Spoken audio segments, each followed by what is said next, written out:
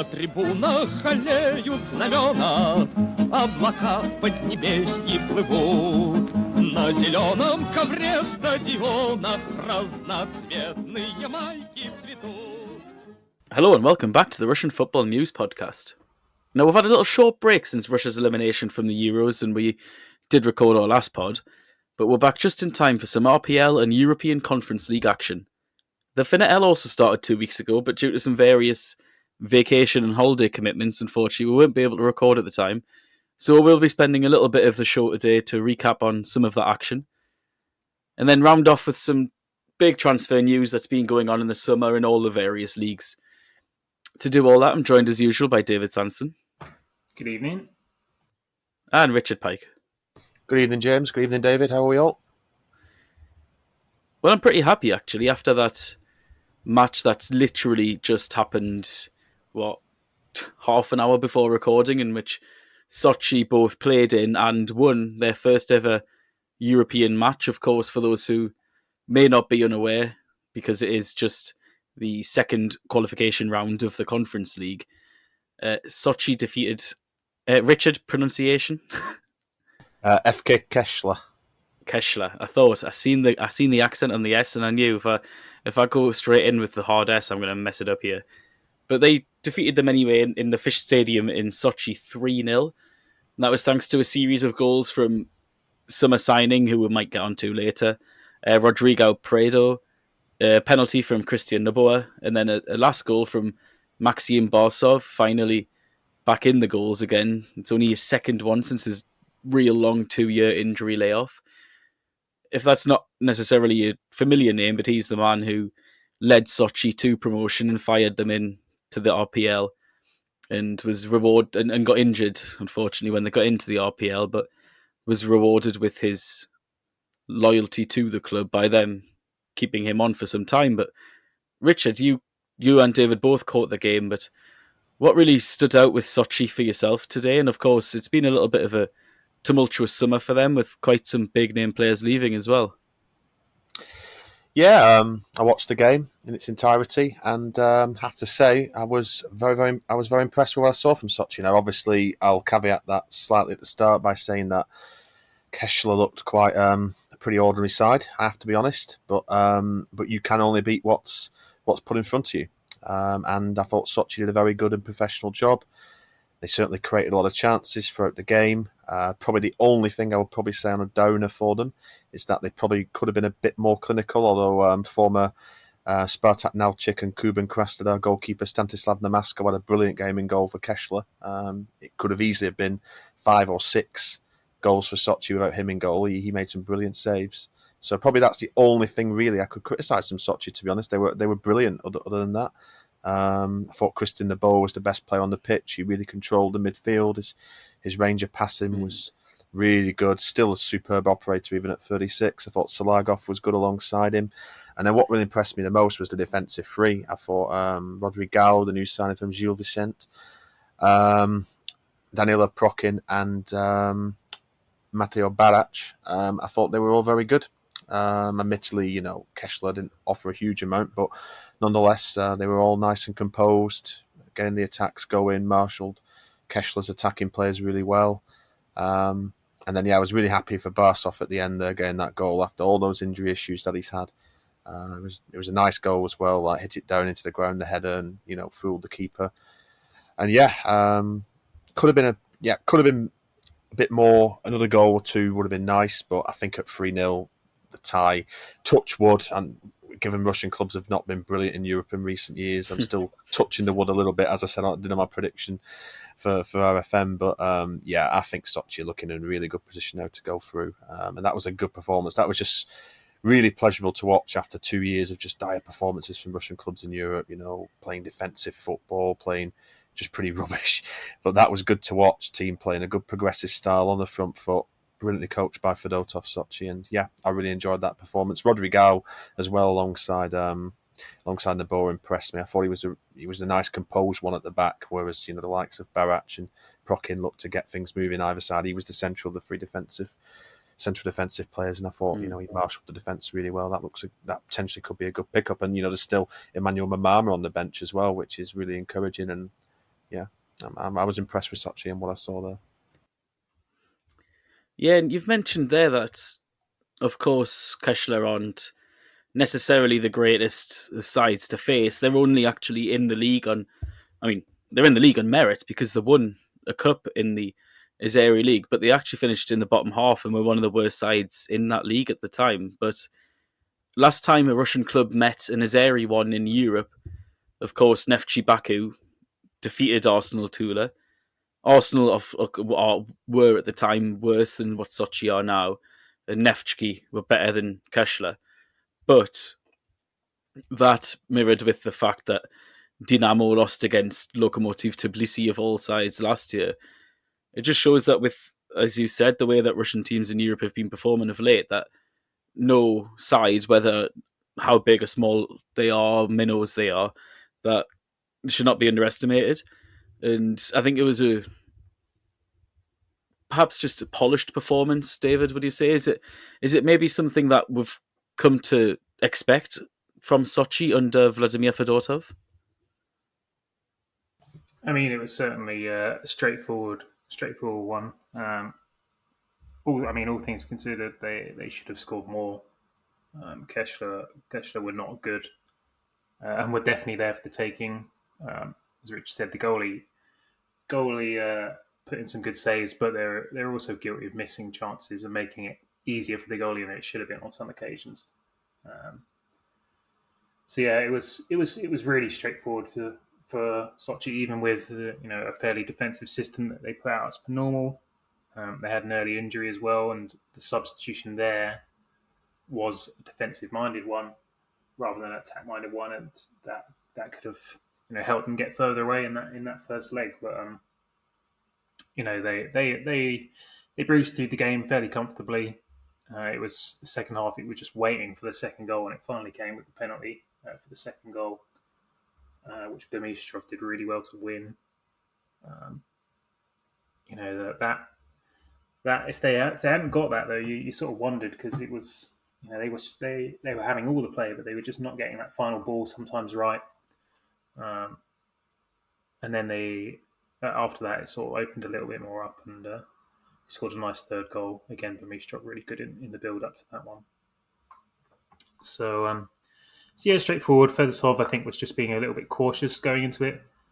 With no away goals, you wonder how he'll set up in the away leg, and with the lead, you'd like to see him just go with a fairly standard lineup. But you wonder if he'll go a bit more defensive, just in case. The home advantage. You never know how it's gonna play out.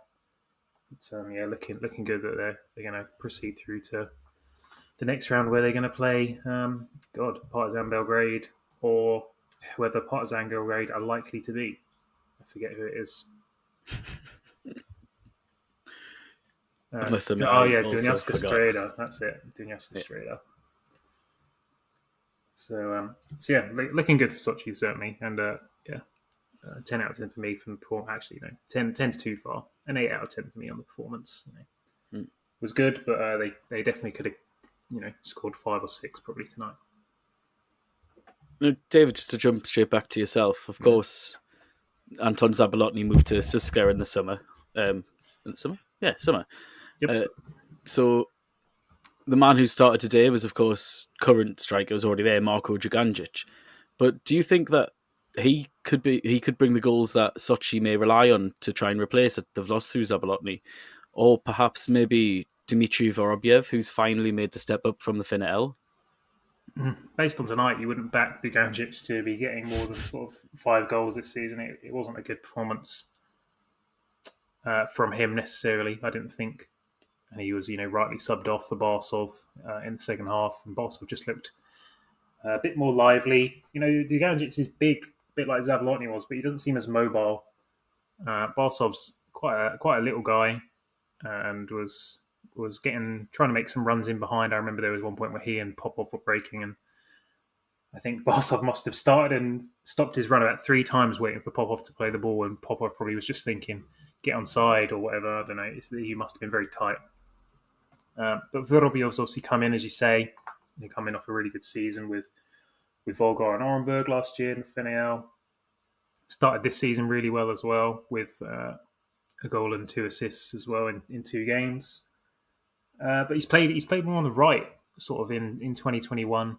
I think at Volgar he was predominantly used as a striker, but at Orenburg he's played out wide. And when he came on today, he came on as the right-sided attacker, with Barsov staying as the central forward. So whether he'll come in to relieve Duganjic in the central role is questionable. I'd sort of say I know obviously we've in our chat certainly discussed the foreign spots in their squad, and they're sort of lacking in spots now. But you'd sort of think they need to go out and get another striker. I don't think Duganjic is good enough to be taking up a foreign spot in that squad, based on what we've seen of him this season and last season. I mean, I'm just going to break the fourth wall here and say that, before the pod you hadn't even realised he wasn't a new player. You thought he was a new signing. That's how little impact he had last season. So a peek behind the curtain there. So that's something I've been thinking about a lot with a lot of clubs this summer. Is, are their foreign players good enough for the spot in the squad?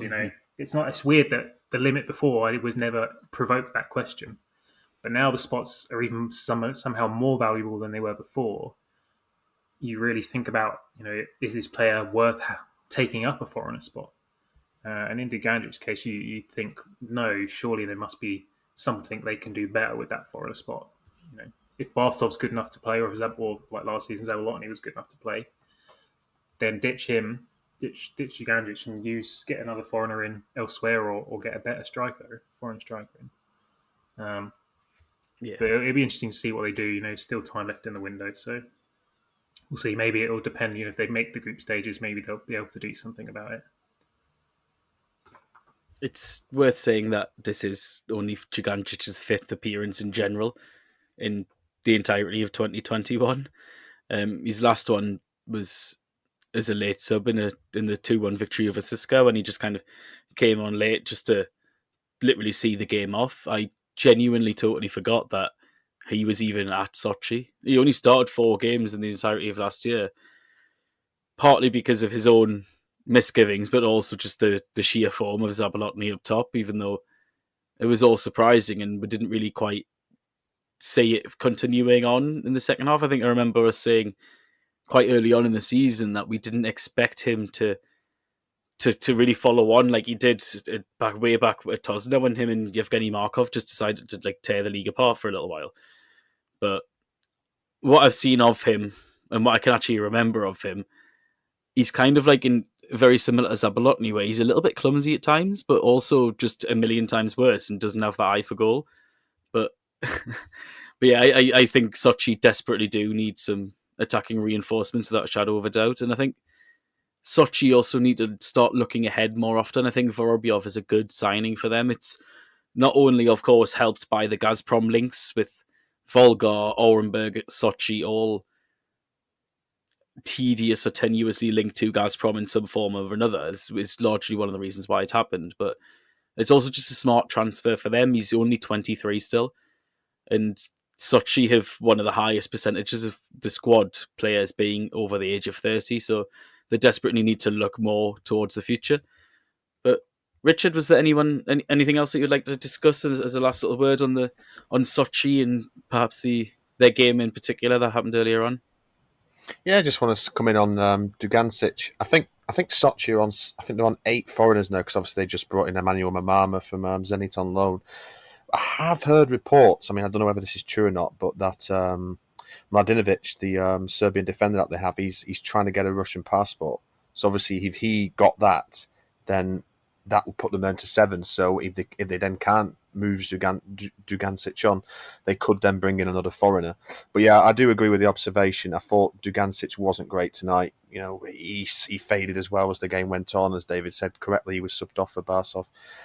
And yeah, that is kind of something Sochi, Zabalotny leaving was a blow to them. And, they obviously brought him in last year, Duganjic, so they're probably trying to, justify the money that they spent on him. But yeah, I'm not massively convinced. Having watched that tonight, I think if they can, maybe even before, assuming that they get through, maybe even before that 3rd round tie, they might even want to look at doing something and trying to maybe move him on because, or see if they can get Mladenovic a Russian passport like planned. I mean, I don't know whether that's in the pipeline just yet or maybe even further down the line, but it's certainly something to consider because, he didn't look up to it. But overall, apart from that and apart from Dugancic and the wasted chances, I thought very positive tonight from Sochi. Very good Polish performance, and just to reiterate what we've all said.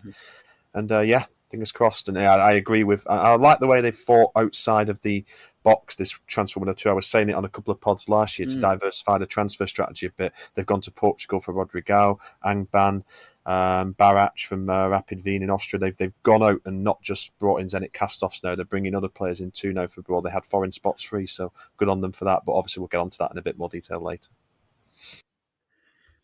Aside from players returning from loan spells, such as Cedric Agua returning to Siska from his loan at Rota, Sochi have actually brought in the joint most foreigners so far, so it's clear that they had room to manoeuvre, still potentially could have room to manoeuvre with the reports you mentioned with Miladinovic, and they're taking advantage of that, so fair credit to that. But David, is one last little thing on the Conference League. I believe it's now they're halfway to advancing to the third round, and that's where Rubin will be coming in, isn't it, in the third round? That is correct, yes. We will play the winners of Suduva versus Rakov. I think must be Rakov, the second name of that team I'm not even going to pronounce. Just looking at the score there, they're 0-0 so far in the first leg, and it's almost over. So, I mean, of the ties that were there for us, we could have also had, we could have been drawn against Copenhagen, could have been drawn against Maribor, Limassol, with some of the options in our pool of teams. So that was definitely, on paper, the kindest draw for us. Suduva, obviously, Lithuanian team, who on paper you think Rubin should be able to beat. Rakov obviously came second in Poland last year, but have only been in the top flight for 2 years. So you have to look at that and think, well, that's a team who are beatable too. So a nice draw for Rubin there, and hopefully a winnable tie if we can keep the form going. Yeah, I think the Conference League's really going to test the David Sanson sort of bizarre knowledge of teams this year, because full disclosure, when I look at obviously I've had the full qualification rounds up while discussing the games, and I think there's probably about 60% of the teams that I've genuinely never heard of in my entire life. So that's probably how a lot of other fans of big clubs see when they find like one of the smaller Russian teams just popping up in the Europa League qualifying of previous years. But if we will now move on to away from Europe and back to some domestic affairs, the FNL started 2 weeks ago, as I mentioned at the top of the pod, so a little bit of an apology there for us missing out on some action. But the best part is that we can now get one of David's famous monologues on some FNL action, as you've been, if you want as ever, catching up and keeping along with the scores and keeping your statistics. Yeah. I mean, so we're 2 weeks in. On paper, this season is it's set up to be a really interesting one, because there's about 8 or 9 clubs who've been given the goal of promotion this year. You've got Orenburg, Torpedo, Alania, Scar, Nifty Chimik, Baltica, Kuban, Yenisei. Sort of all of those guys, all those clubs have sort of been given the say, and even at Kron as well, been given the go ahead to say, look, we want to push for promotion here. So there's a lot of clubs who are really like gunning for it. So it'll be interesting to see how it plays out long term. Orenburg started the season incredibly well. 2 games, both 4-0 wins. Vorobyov, Famier, Muranov all scoring a couple of goals and playing really well. Obviously, they've lost Vorobyov now. They had an interesting window. They ditched a lot of their older players and have now moved to a very young team in general. They had the 3 centre-halves they had out on the weekend were all over 30, but then the rest of the team were 25 or under. The bulk of the team being sub-23 after that. Even their goalkeeping, they used to have a very old squad all over the pitch, and they've really moved away from that now with Lichka in charge. Lichka, I was reading an interview He said he'd gone back to the Czech Republic and people were laughing at him, saying, you got promoted, but you also didn't get promoted. Why are you managing in this league? And yeah, he had to have some real big sort of internal discussions as to whether he wanted to stay on for another season. And the only way he was going to do it was to receive the guarantees that the stadium will be suitable for Russian Premier League football next season if they were to get there. Which obviously he's received those guarantees, and that's what Orenburg are looking like they're going to go and do. They're looking very comfortable, even after just 2 weeks. They beat Volga, who are by no means a bad team, 4-0 with ease. And then they went out and beat Metallurg, who have obviously just been promoted, also 4-0, both at home, obviously, as well. So, yeah, good start from them. Torpedo also with 2 wins from 2. I think they're the only 2 teams yet with 6 points. They've gone the opposite direction. They've got now a very old squad, very experienced squad with Borodjuk in charge. The only quote-unquote young player is Botnar, the goalkeeper. All the rest of them are experienced bodies. They brought Temnikov and Sultanov this summer. They sort of snuck a win against Kuban in the first week, but then bad Spartak 2 last weekend, 5-0. So yeah, good start for them. I'll give a shout out to Tom Tomsk, who got promoted. Only got a notification that they were being promoted with like 10 days to go. But they managed to win one of their first 2 games of the season against, who was that against? I forget already. Baltica. Baltica struggling. Drew against Fakel 3-3 in the first week and then lost to Tom Tomsk. They sort of had also had a fairly, on paper, strong window and have got a strong squad there, which should be competing to go up. So not a good start for them to lose to only get a point out of their opening 2 games.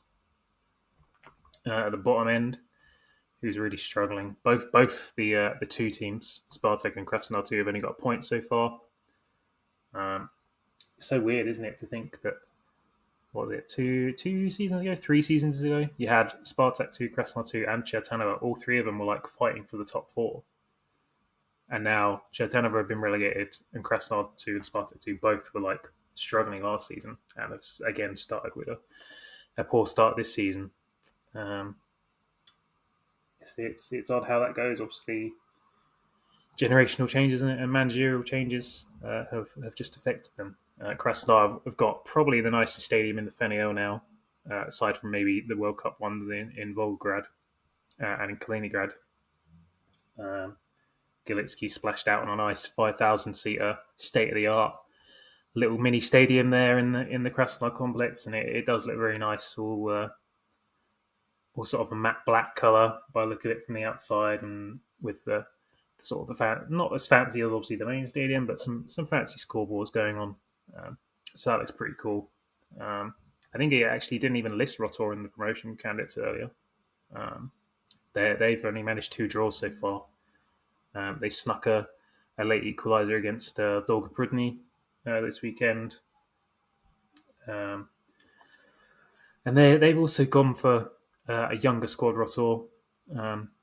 Only a few of the players sort of have stuck on from last season. But it's a good squad on paper still. They brought in some players from the Premier League, like Makatadze. So it's definitely a club that can go up.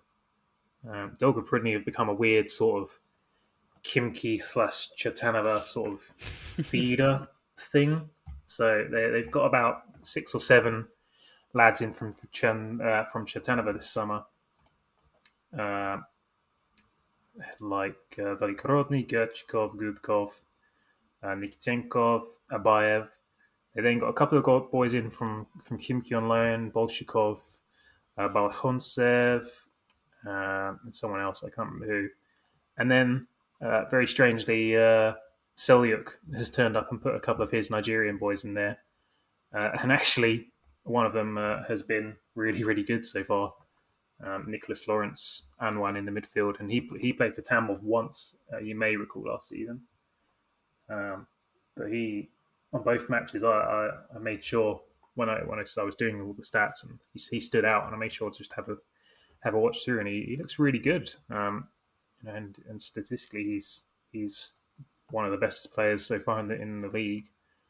So it's an interesting project they've got. It is essentially a very young team, a bit like Chertanova was. So it'll be interesting to see how it plays out for them. They've got a point out of 2 games so far, but have not disgraced themselves with their results. A draw against Rotor away and a loss away to Neftekhimik, but only narrow results, 1-0 to Neftekhimik, so not too bad there. Let's think. Anything else? I think we've got some fancy players coming in at Velez. Velez have basically got an entirely new squad, having lost their manager Stukalov to Ufa. Several of their players then also went to Ufa. So they've just basically got an entirely brand new squad of guys from the PFL, mostly young guys, but they've also signed a Nicaraguan striker, which is something you don't hear every day. That's for sure. He's a boy who's been out in Eastern Europe for a fair bit, and he's just waiting for his work permit. And I think let's end with RFN sort of friend of the site, Juan Lescano. We interviewed him many years ago, before he even shot to fame when he went to the Premier League with the NSA and Angie. He's just got moved to Brisbane Roar in Australia. So leaving Russia after, God, must be a good 10 years. I think he must have been here. He's a Russian citizen now. So yeah, he's gone for a change of scene and moved down to Australia. So, we wish him well. Yeah, certainly. We kept in touch with Juan Lescano for quite some time as well, actually. And I believe it is now just under 10 years. I think when he first joined the NSA, it was, 2013? So he's been in Russia for pretty much longer than RFN has existed now at this point. But Rota's business has kind of interested me at some point over the summer. They, of course, have brought in Dmitry Kokolov as the manager, and Igor Shkolik, the young Dynamo attacking midfielder who was ripping the youth league apart at one point. But also, as us Spartak fans will know, Alexander Tashayev has also joined Rota. I believe it was a free transfer, wasn't it, after he was released from Spartak? Yep. So, have you seen much of Tashayev yet, or has he did what he did at Spartak, where he didn't even get to play? He got the whole game on the weekend, and which I didn't see fully, but I've seen highlights of all the games. But I did notice that he was, let's be honest, most man of the matches voted by the fans are usually the goal scorers, but he was second in that vote behind the goal scorer. So I'm assuming he's had a decent start. He is a good enough player to do that. So you think about him when he had that really big breakout at Dynamo, and it's just all gone downhill since then. If he could just get that confidence back, then I'm sure he'll be a fine player for this level. He is better than this level. He just needs that chance to do it. Shkolik, I looked fairly impressive in the highlights for Rotor. It's good that he's getting a good whole season here of first team football. Hopefully that'll give him maybe the experience to then come back in for Dynamo next season. And they just signed another chap on loan from Spartak, Golosov. I think he got a couple of sub appearances for the main team before. So they've gone young. They've got that Georgian. There's a Georgian super agent. I forget his name, but he's sort of in control at Rotor, and he's sort of been the man around a lot of the transfers. They've got a small Georgian contingent in Volgograd this season, and it's a good squad on paper. They just need to gel together because it's a lot of them are fairly new to each other. And what do you think's up with Spartak 2 so far? I mean, of course they have only got 1 point. They were dumped 5-0 at the weekend by the big rivals. Well, big rivals. It's actually a friendly rivalry of Torpedo, but they have still got a wealth of experience and talent for this level. I mean, just to list off a few of the names: Rudenka, Markitasov, young Denisov in midfield, Okanasian, Leonard Mironov at left back and centre back, and then Akmirzin in goal. Akmirzin's been pretty much solidly the number one for the 2 side, unless they're given time to one of the older reserve choice keepers. So what do you think's been a little bit of an issue with them? Is it maybe suffering from some of their good players getting promoted to the first team too often of late? Well, they've started the season with some of those guys. Like Mikey Teslov was obviously in and around the Spartak first team for most of last season. He was on the bench pretty much every game. He started both games this season. I think, they drew their first game 0-0 against Krasnodar 2. And that game, I saw the highlights, was a bit of a dullard result. And then I think the second game, it was just a case of, that Torpedo team, as I've already said, very experienced. They've got Pamirko, Temnikov, Sultanov, and then, Kalmikov up front is a big striker. He is another quote unquote Juba clone for the FNL, and he was dominant. Like both the goals he scored were just, particularly the first goal, just none of those defenders that Spartak had in there were going to beat him in the air for that header. He then scored the first two, assisted the third one. I think it was just the experience. That experienced squad was just enough to basically just push Spartak to its side. So I think we're judging them maybe a bit too harshly. Even myself, just on their position. They had an average draw against Krasnodar 2, and then they faced a very good and experienced Torpedo team. So I'll give them a few weeks before judging further. There are some players I really like in that team. Melnikov's coming through, who had a breakout last year. You've got the Shitov twins, who are both started last week, and Vladislav Shitov started this week, just gone. And some younger players who have been on the bench and who I'm hoping to see come through. Maxim Lykin being the main one, who was really good in the youth league last year. So we'll see how they get on. They've changed the core a little bit, but it'd be interesting to see when the senior RPL season starts, how many of these guys are going to start disappearing off to train with the first team. Like you'd sort of expect Rudenko will go out on loan again, maybe. He would have never sort of made big waves at Sochi, but we know he's got a pedigree and is an efficient player at times. Obviously, he's now no longer classified as a Limichik in the FNL, so that sort of potentially dampens the interest in him. But there's a couple of guys there who would probably benefit from a loan elsewhere if they could get it. But even if they don't, they're still going to get a full season here playing in the FNL. Yeah, I think sometimes that unless the two sides have got some real prodigious talent from the academies, which is of course the benefit that they have, sometimes it is just like men against boys, and if you have real hardened, grizzled veterans like what Borodiuk's got up over at Torpedo, then they can really bully them, and particularly at set pieces and in the physicality, and the two tend to struggle, and particularly Spartak 2 miss Mikhail Ignatov, who's of course finally, seemingly, hopefully anyway, made the step up to the first team after all those promising debuts so many moons ago, because he's been an absolute gem in pre-season and a Vitoria so far. Yeah, and he was brilliant last season in the FNL. It was one we were hoping for, and it seems Vitoria's taken a liking to him, and he's also produced in the friendlies that we've seen so far for Spartak. So yeah, I'm hoping he can. I'm not expecting him to start every game, but obviously at the same time, you don't want him to just waste away on the bench the whole season, just getting the odd 15 minutes. You'd want him to get some starts in there and show what he can do. Richard, yourself, have you been keeping an eye in particular on any FNL teams and players that you're looking forward to seeing this season? A little bit slow off the mark with the FNL like you, James, but I've had a little browse at some of the transfer dealings. Roto have been quite busy, haven't they? And it's quite interesting how two of the Neftchikimik and Roto, two of these sides who you think are going to be up there this season, both ex-Dynamo coaches, Kirill Novikov at Neftchikimik and Dmitry Hoklov at Roto.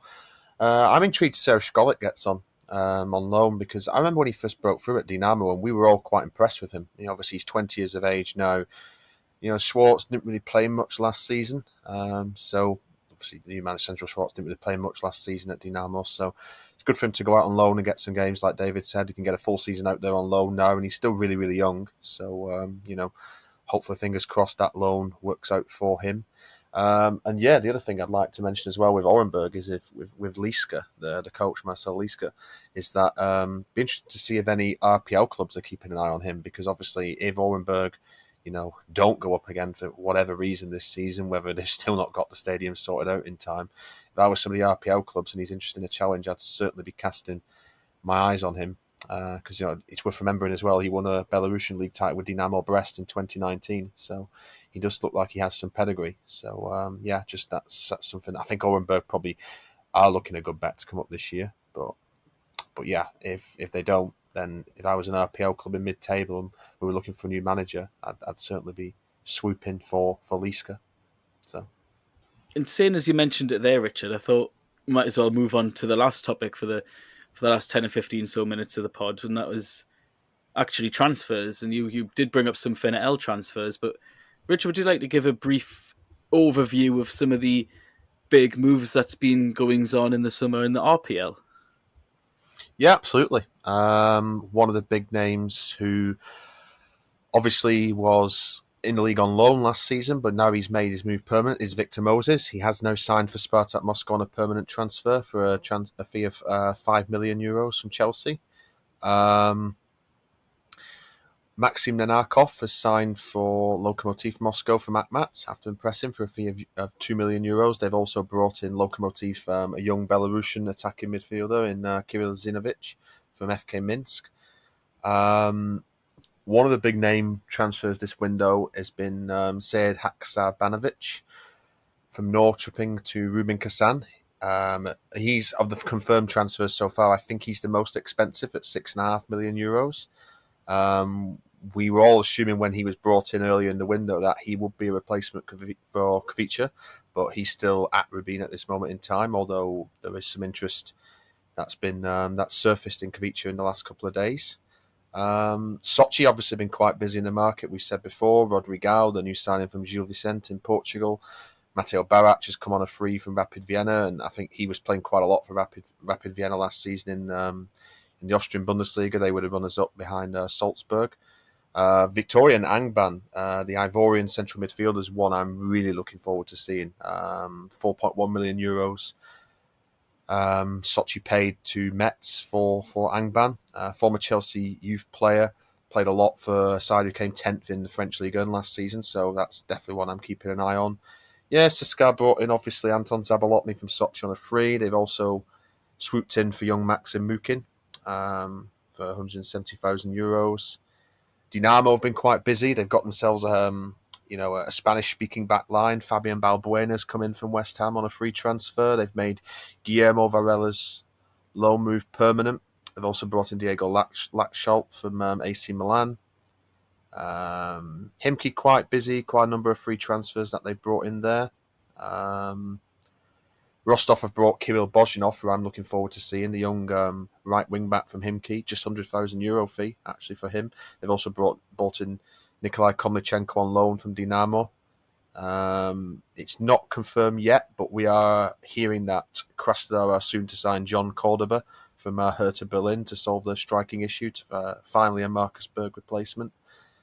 Yeah, those are probably the deals that are really catching my attention so far. Dinamo also brought in a Luka Gagidze, a young Georgian a young 18-year-old Georgian midfielder from Dinamo Tbilisi, but because they're quoted up on the foreign limit, they're loaning them out to Urawa Yekaterinburg, so hopefully they'll get some games there. They're the moves that are catching my attention so far. They're the main transfer moves. I think Laxalt to Dinamo is a really weird transfer. I think there's quite a few times where that same move's been mooted now. He was, of course, linked with Dinamo before he even went to Celtic, where he spent last year on loan. And it just smacked of agent talk. Every time you'd hear it, you hear that same rumour where it's not particularly like a really appealing rumour. It's just like his agent's obviously desperate to get him out of Milan to play football. And they're just linking them with every single league. Every big team in every next smaller level league across the entirety of Europe. Like, even if you just type in Laxalt transfer on Google, there's just like dozens and dozens of transfer stories with him and completely random names.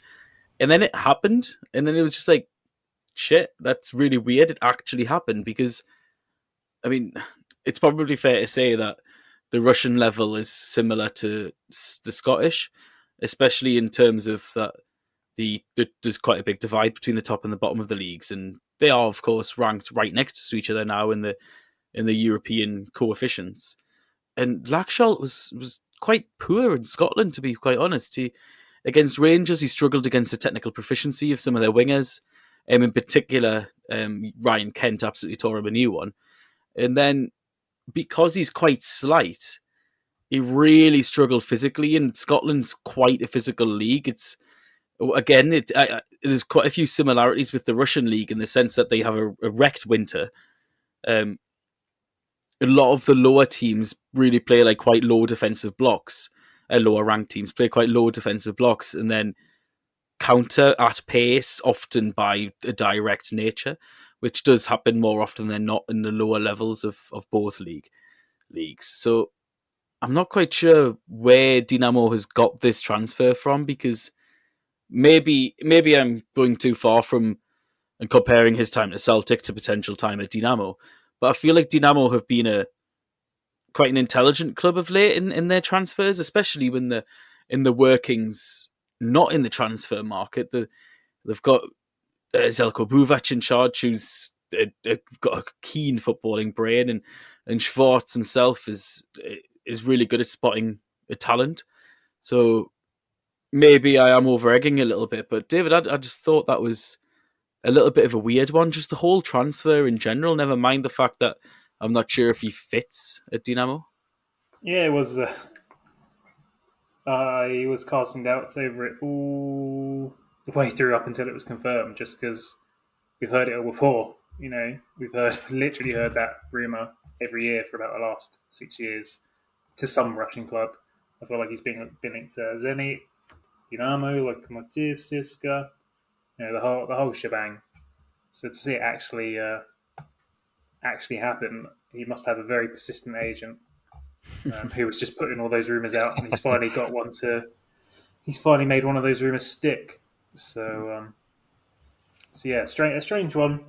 Him and Skopintsev, both very attacking fullbacks. But both of them. Even you'd say their defensive side is their strong suit. So it'll be interesting to see how that works out for them. Whether they'll just have play maybe slightly asymmetrical. Obviously, the right backs are going to be Varela and whoever else they've got over there, Poshivliuk. So it'll be interesting. They've had that sort of more attacking style over the last year, so maybe it's what they're going for. We'll have to see how it works out. But yes, it was certainly a surprise when it actually happened. Now, of course, Richard did mention earlier a few names of players who finally made the step up to the RPL, one of which Luka Gagnidja. We've also mentioned earlier on in the pod the Sochi signing of Vorobyov. But David, is there any players you're particularly excited about who have stepped up from the FNL, and are there any that you pointed out last year who you think could still make that step up as well? Ufa have gone through the FNL fairly strongly and have brought in Botaka and Fishenko from Velez, which is where their manager Stuklov was last year. Both young players. Botaka I'd sort of been following on and off since he was at Vladivostok a few years ago. So it's good to see him move up. He's born in Russia, but I think his dad is Congolese and his mother's Russian. So always good to see. Just because of how infrequent they are, mixed race Russian players come through. We've currently got him, Ido and Onuka all playing in the Premier League right now. So it's nice to see that trend sort of improving. It's a weird one. I wouldn't say there's been a whole lot of action coming from the FNL. Vorobyov was one who was either going to promote Orenburg or come up. You said it earlier. He's literally just following that Gazprom train right now, and we knew it was going to happen. We predicted it on podcasts, weeks ago, months ago, even.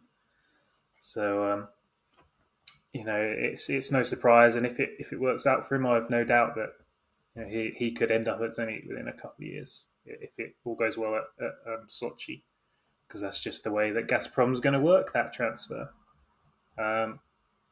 One that I quite liked. Nizhny have brought in a couple of players. Obviously, they've been struggling financially, but they've brought in a couple of players from the FNL who I like. Daniel Penchikov, who I've been pushing for. Well, I've been wanting Rubin to sign as a right back for a couple of years from Tom Tomsk. You've had obviously Kerzhikov there as the manager, and he worked with Penchikov at Tom last season, so he's brought him along. They also signed up Timur Suleimanov on a permanent deal after his good season last year, so he'll be challenging to lead the line alongside Bekim Balai, who they also just brought in, the ex-Akhmat striker. And the other one who I quite like, obviously last year, was, I talked about him a few times, Nikita Krivtsov. He was on trial with Nizhny earlier in the season, in the summer, I should say. But he's been with Krasnodar for the last few weeks, I believe. Definitely saw him playing in the highlights of one friendly match. Don't know if he's still with that squad and whether they're planning to pick him up. And even if they do pick him up, is he going to play for the first team or the second team? But it certainly looks like a Premier League move is on the cards. It would just be a case of which club. I wanted him to come to Rubin, but it's not going to happen by the look of it. But I'm very glad that he's making that move. There's a lot of players I could probably mention from last season, but I will save that for another time, I think. We'll just talk about ones that have happened so far. It's a bit of a shame with the news that broke about Ufa. I think was it earlier this morning or late yesterday. That's, if those who haven't heard, it's rumoured, of course, only rumours, that Ufa have got potentially only up to 6 months worth of finances secured right now, because the impact of COVID has particularly devastated them.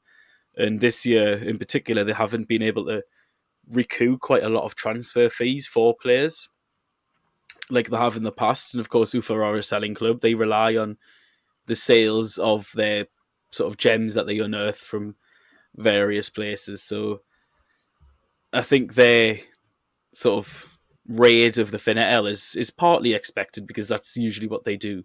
That's one of their sort of operating processes and modus operandi. But I think it's also potentially forced upon them, because if you look at the sheer numbers, it's quite high. It's more so than usual. Ufa, you don't really see year in, year out a high quantity of transfers. It's often 3 or 4 or 5, maybe quite low of good quality transfers, and they've kind of done a little bit of both. I think Irving Bataka could be he's probably going to be quite raw, but he could be a real hidden gem, and he's of course followed his boss anyway from Velez. But Richard, we're going to finish off now, but is there any last words on the summer transfer activity from yourself? Yeah, speaking of Nizhny, I'm going to keep track on them this season, because obviously they are quite big underdogs. They are probably definitely most people's favourites to go down. Obviously, we've mentioned before that they've had financial issues. I'm interested to see what Alexander Kurtsakov's like in the RPL. Obviously, he gave it a good go last season with Tom. They eventually initially fell short of survival, but they were given the reprieve. But obviously, after they were given the reprieve quite late on due to the Chaika situation, Kurtskov had already moved to Nizhny Novgorod. It's an interesting move by them. I'd hope that's a long-term thing, because I don't realistically think anybody expects them to survive, because it's going to be very tough for them. It's interesting how they brought in an Argentine defender from Lokomotiv Plovdiv in Bulgaria. I think they were right at the top of the league last season in Bulgaria. They qualified for the Conference League, Lucas Massuero. And reportedly, Kurtsakov's ability to speak Spanish helped get that deal over the line, because obviously he had a couple of years at Sevilla. So they've brought him in.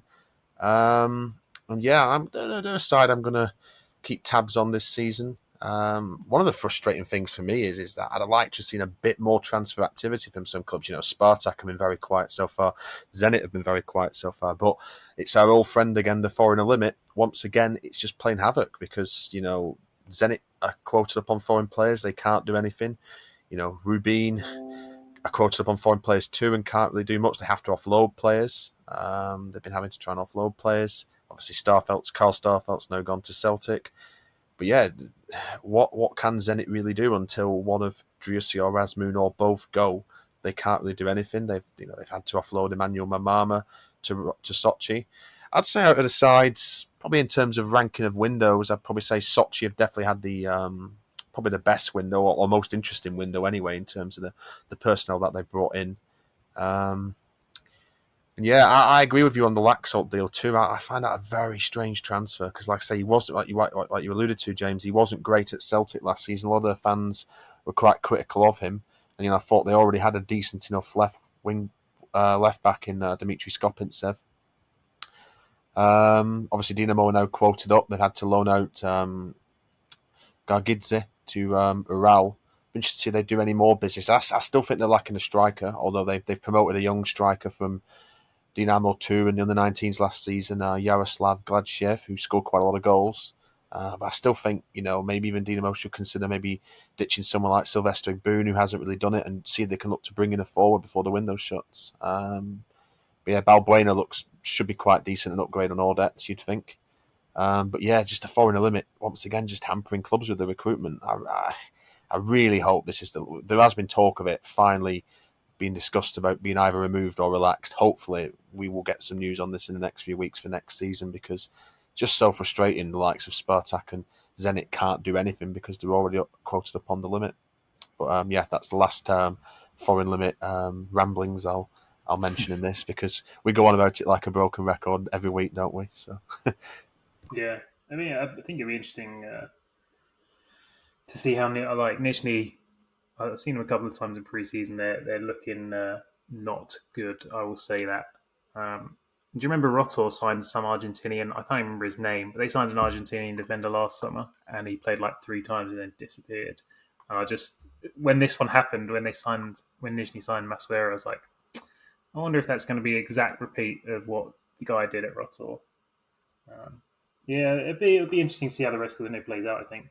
Now that Euros is done, season's starting to start again. We got about a month-ish left of the window. You might start to see some of the foreign players going, and we might see things open up. Spartak's squad looking pretty good, I think. Whether they need anything else, I don't know.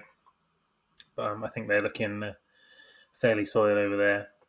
I'll just mention my last thing to mention would be on the Krylia squad.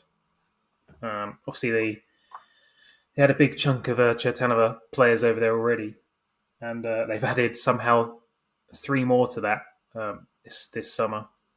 They've brought in Daniel Prutsev on loan from Sochi. Obviously, Sochi signed him from Krylia last summer for just under €1 million. He didn't really play too much, so they bought him. Krylia bought him in, which is really good. Get him some football. Maxim Glushenkov's coming on loan from Spartak, and Sergei Penyaev has been with Krylia all summer. Scored 4 in 4 games over a couple of friendlies that they played, and seemingly will be a Krylia player this season. I saw a quote this morning from Sergei Kornilenko saying that, I think in his own words, everything will be confirmed on our website this week. So yeah, with their Chertanova contingent is growing ever larger. I think they're up to 12 with it, not even including the manager. So a big group there, and that sort of leads on to, we've seen quite a few players leave Russia. Russian players leave Russia this summer, which has been strange. We saw Lunyov obviously go to Bayer Leverkusen. Yosifov went to Villarreal. Ufa's young goalie Chernov signed for Vejle in Denmark. Yegor Golenkov from Krylia has been over in the Czech Republic. He's not signed for a club yet, but he's looking likely to sign for a club over there. And Zenit loaned out a youngster Mikhailov to Schalke. So we've seen 5 players leave the Russian shores this window to go abroad, which is always fully encouraged from our side.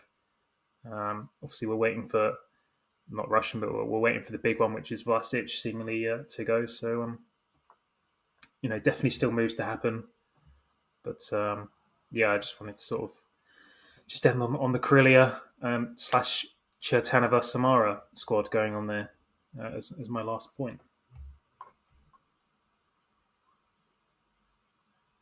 If we are going to stay on the Krylia thing as well, this isn't transfer related, but it's a nice little story to end the pod, because as those who follow us on Twitter would have realised, there's been a little bit of a popular design, should we say, among the various announcements of new jerseys and shirts among the Russian football teams, in which Krylia's kit, Sochi's both of Krylia's kits, one of Sochi's kits, and Krasnodar's goalkeeper's kit are all the same template, which is, clubs pay for different size manufacturer deals depending on whether they want a bespoke kit or whether they'll just get the random template that the manufacturer does for that year. But it just having it exactly the same, and it's so random as well. It's literally like a coloured shoulder, and then just like kind of like dots and blocks arranged in sort of like the Matrix font on the shirt. It's so bizarre, but it's just so weird, and you wouldn't see that in many other top leagues across Europe. I would be really surprised if you did. Sochi don't even have a sponsor, so let's just not get into it. But it's just one of those funny little only in Russia moments that we kind of see now and again, that 2 clubs have got exactly the same kit as their first team, like outfield playing kit, as Krasnodar's goalkeeping kit, which is just, it's so bizarre. And with that, unfortunately, we do reach the end of this week's podcast. As a quick little note to finish on, I will run through some of the games, of course, that takes place in the RPL this weekend, as Rostov and Dynamo Moscow kick off the action for the 2021-22 season, and that's at 6 o'clock GMT on Friday evening. Some following on from that is Khimki Zenit, Loko Arsenal, Rubin Spartak is the first match where 2 European teams play each other for the first time this season. Ural Krasnodar, newly promoted and aforementioned Krylia host Akhmat. Siska Ufa, also newly promoted Nizhny, plays Sochi. And that's been it for this week's Russian Football News podcast. We'll be back, as always, at the usual time next week. As always, thank you for listening. Goodbye for now. Идет футбольный матч, летит над полем мяч. Веди его, беги, точнее его ударь. Но мяч берет ноги решительный вратарь. Не напрасно футбольное поле самых ловких и смелых влечет. Здесь нужны тренировка и воля, быстрота, увлечение, расчет.